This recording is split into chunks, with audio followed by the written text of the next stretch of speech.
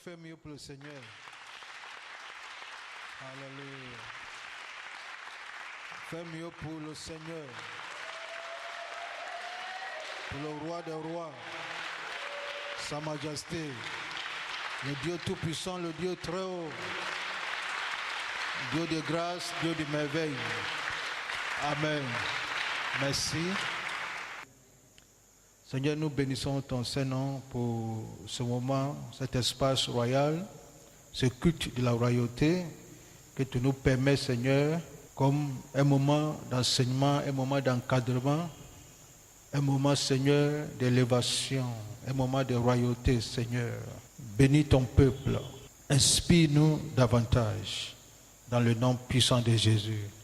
Amen.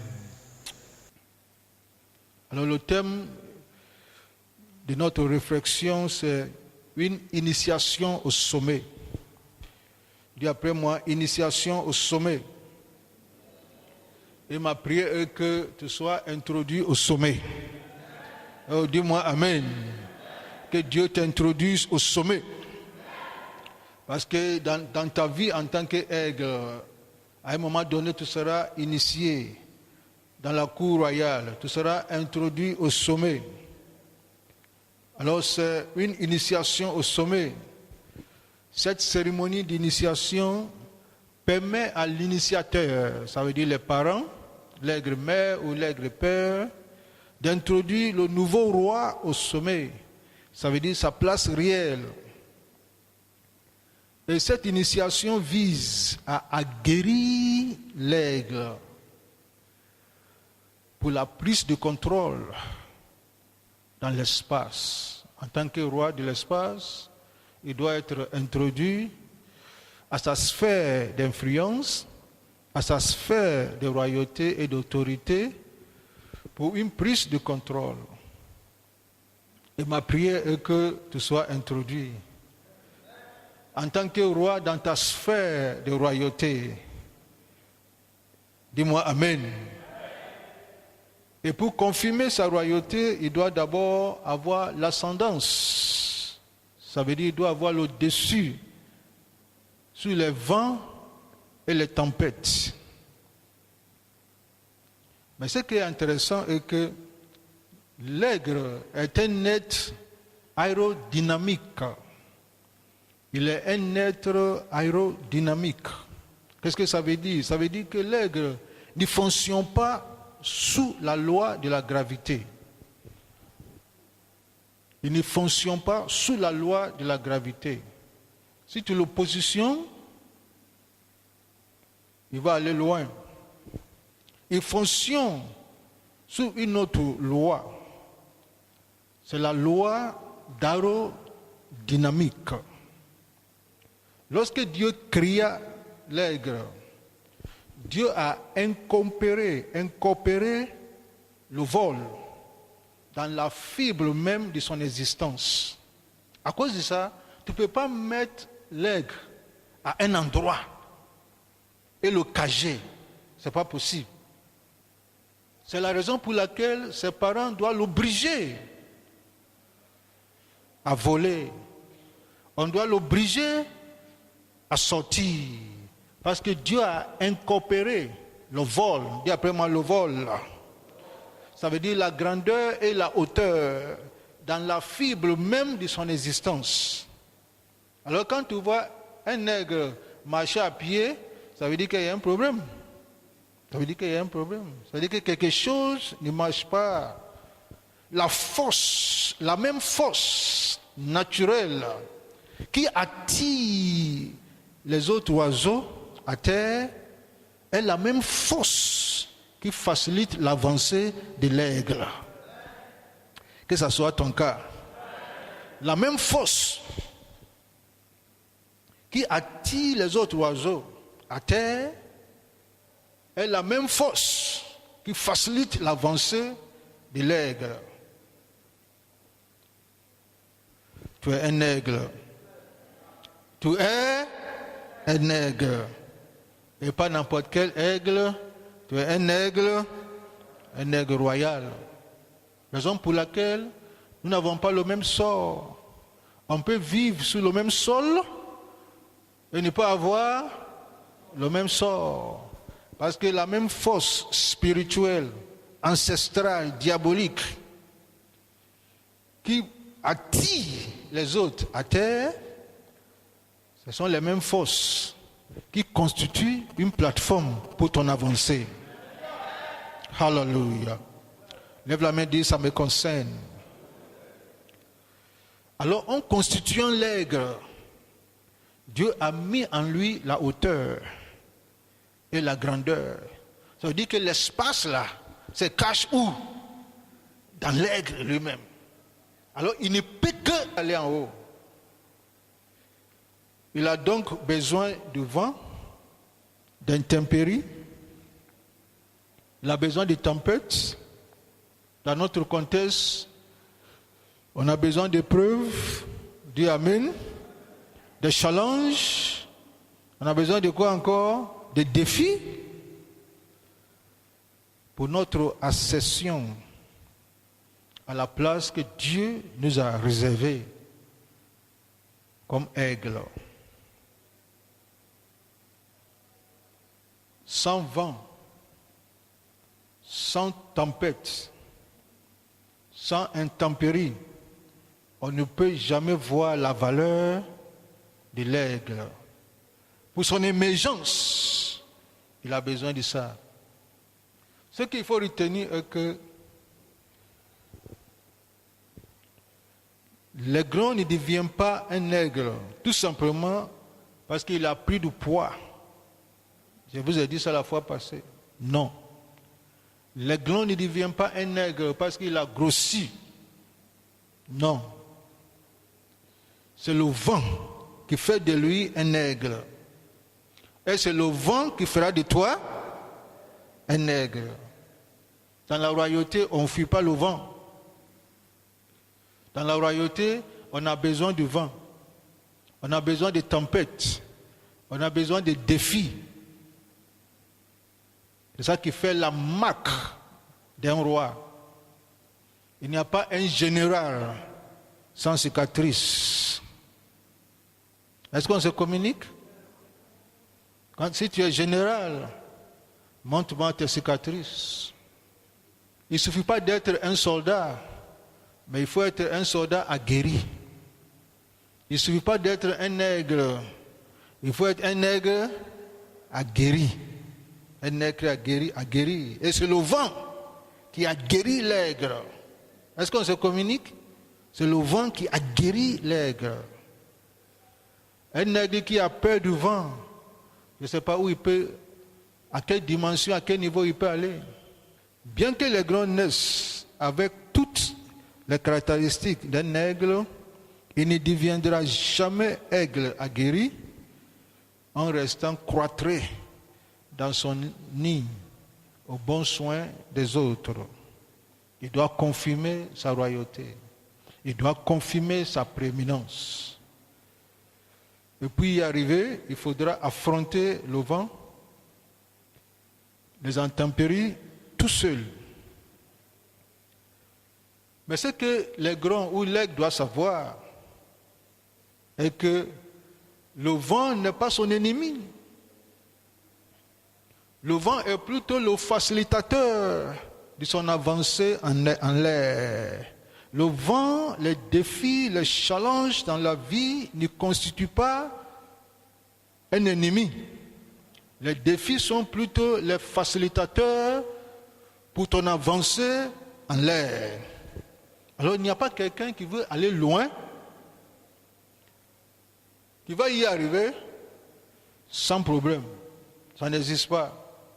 Ni dans la Bible, ni ailleurs. Est-ce qu'on se communique? Si tu vois un général, il faut regarder ses cicatrices. Il faut regarder des balles perdues et trouvées dans sa vie. Est-ce qu'on se communique? Alors l'étape d'initiation, c'est l'étape de preuve. C'est l'étape aussi de maîtrise. Parce que c'est un monde inconnu. Pour l'heure, il doit maîtriser. Il doit avoir la prise en charge. Il doit avoir la prise de contrôle. Parce que là où l'aigre est, il maîtrise. Et il doit avoir la maîtrise. La semaine passée, nous avons vu que pour obliger l'aigre à sauter du nid, les parents retirent les lins, n'oublie pas, et les plumes qui couvraient les pierres aiguisées, les pierres tranchantes et les épines dans le nid. Pour l'obliger à sauter, à quitter le nid, les parents retirent les lins et les plumes, permettant aux tranchants de ces pierres cachées de blesser les glands et les épines de le piquer. Et si malgré tout, le gland est toujours réticent et décide de s'adapter à cette situation précaire, le parent vient encore et le parent refusera de lui apporter la nourriture dans le nid. Et je vous ai dit la fois passée, le parent mettra la nourriture quelque part sur une branche d'un arbre non loin de son nid. Et ici, la famine, la faim va l'obliger à faire un saut. Et si malgré tout, par peur ou bien pour une raison ou une autre, décider de ne pas faire un saut dans l'inconnu, s'il décide de rester malgré tout, maman vient encore. Et ici, qu'est-ce que maman fait? Maman va enlever les branchards au fur et à mesure qui constituent le socle du nid. Il enlève au fur et à mesure, il enlève. Et quand on enlève, l'aigre va s'appuyer à un endroit où il y a beaucoup de branchards. L'autre côté est vide, mais il est conscient que maman fait tout cela pour qu'il vole, pour qu'il s'envole, pour qu'il saute. Mais parfois, quand tu regardes le monde, ce grand monde, les nuages, et quand tu regardes, tu ne vois pas, est-ce que moi je peux sauter? Est-ce que moi, je ne peux pas? C'est vrai que je vois les autres faire, mais moi je viens d'une famille très difficile. Mais ce que tu ne sais pas, celui qui est en train de voler là, tu ne connais pas aussi sa famille. Est-ce qu'on se communique? Tu ne connais pas quelle famille lui aussi vient. D'où il vient, tu ne le connais pas. Et tu te demandes, est-ce que c'est possible? Maman vient enlever. Enlever.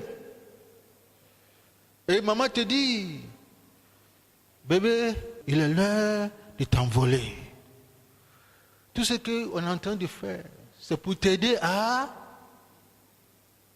sauter, à quitter ce nid, cette zone de confort. Dieu a mis un esprit en toi qui te permet de voler. Et maman lui disait, aie confiance en tes ailes. Aie confiance en tes ailes. Ils peuvent t'amener très haut. Et Dieu m'a chaillé, il te dit, aie confiance en tes ailes.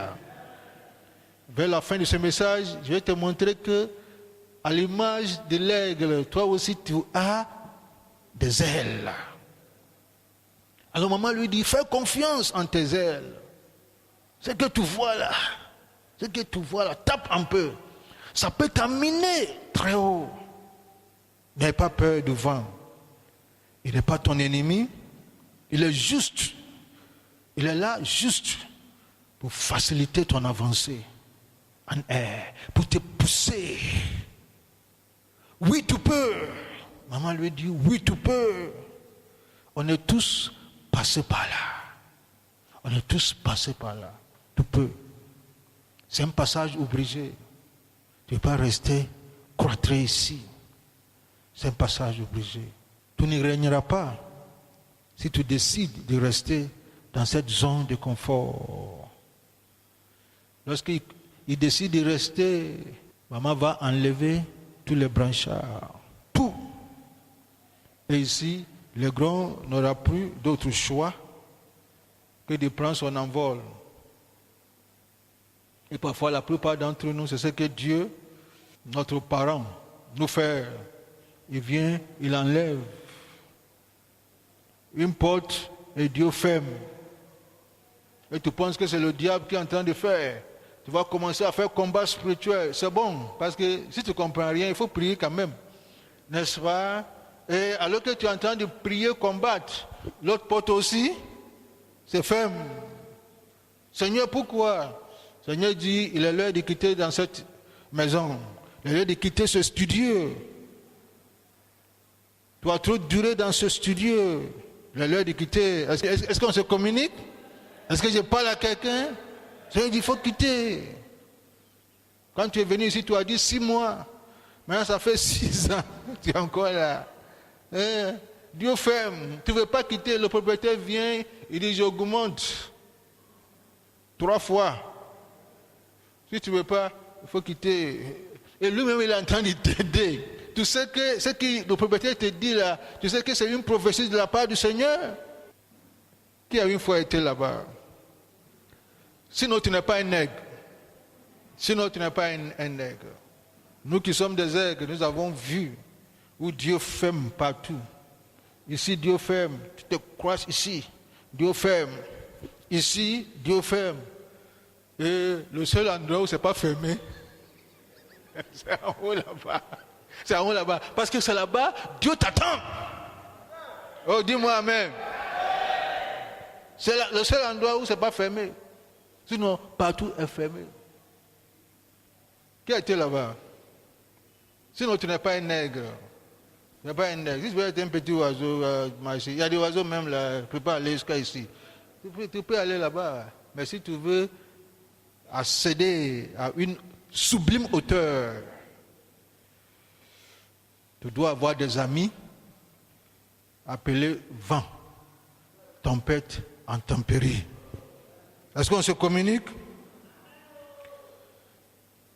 Alors, si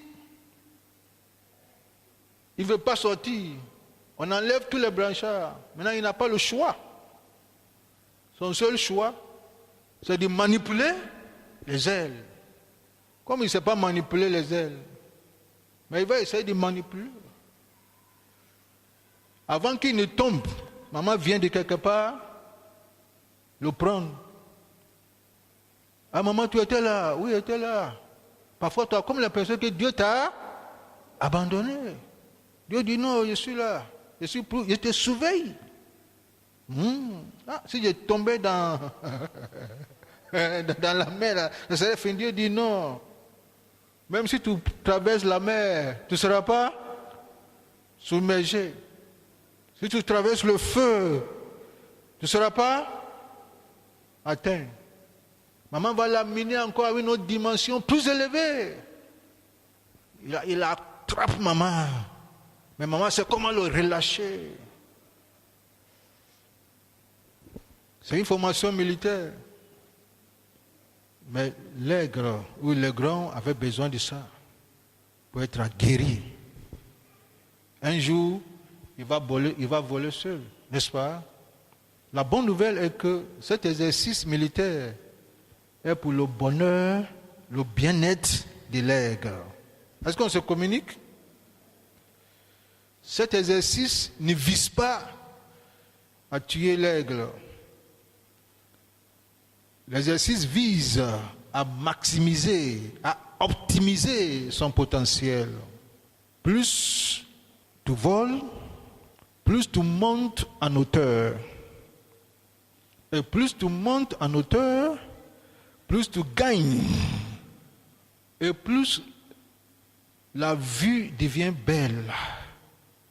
Et la vision devient grande. Mais si tu es dans un nid, quelle vision tu peux avoir? Soyons sincères. Quelle vision tu peux avoir? regarde au-delà de l'horizon. Dis à ton frère, regarde au-delà de l'horizon. Quand tu es dans l'avion et tu vois, à un moment donné, à la descente, tu vois les lumières de ta destination.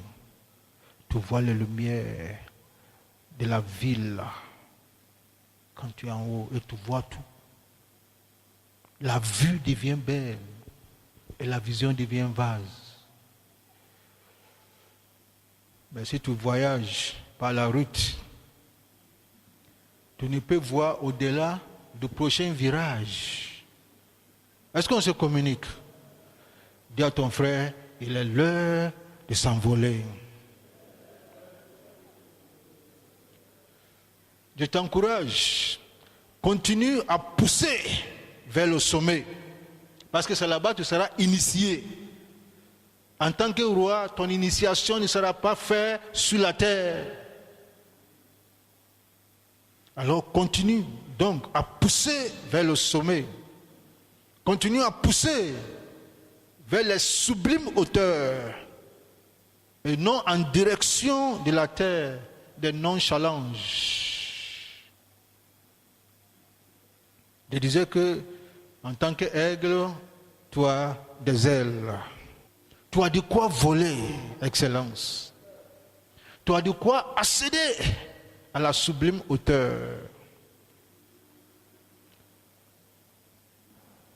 Tu as des ailes. Alors où je parle, tu es en train de penser, n'est-ce pas? Quelles constituent mes ailes? Qui peut me dire? Tu as des ailes, comme aigle. Ce n'est pas tes deux mains, non.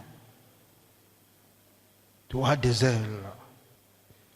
Comme les ailes de l'aigle déterminent sa hauteur, de même, c'est tes ailes qui déterminent ta hauteur.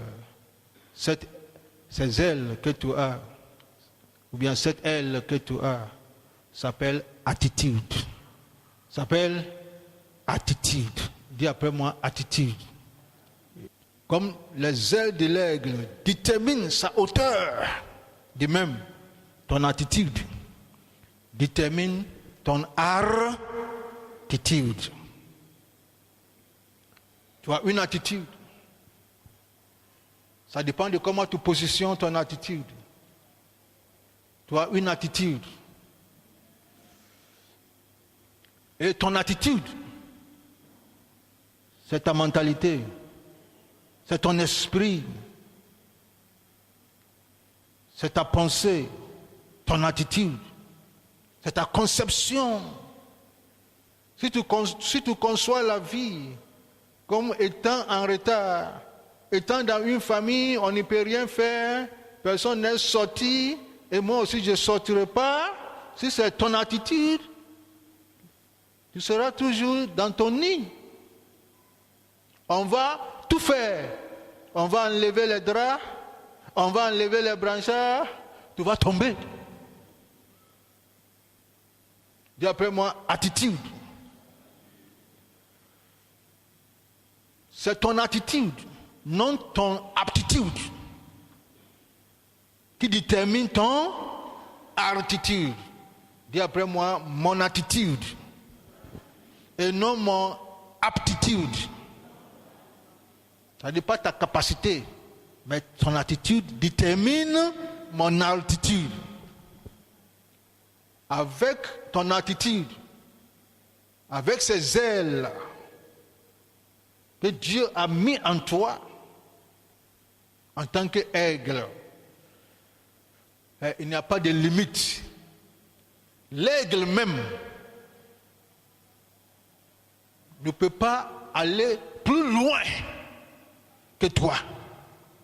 Est-ce qu'on se communique? Parce que ce que tu as là, l'aigle n'a pas. Dis-moi attitude. Vous voyez, même l'avion là, le nez de l'avion là. Est-ce que vous voyez le nez de l'avion là? Ça s'appelle attitude. Ce qui fait soulever l'avion là, ça s'appelle attitude.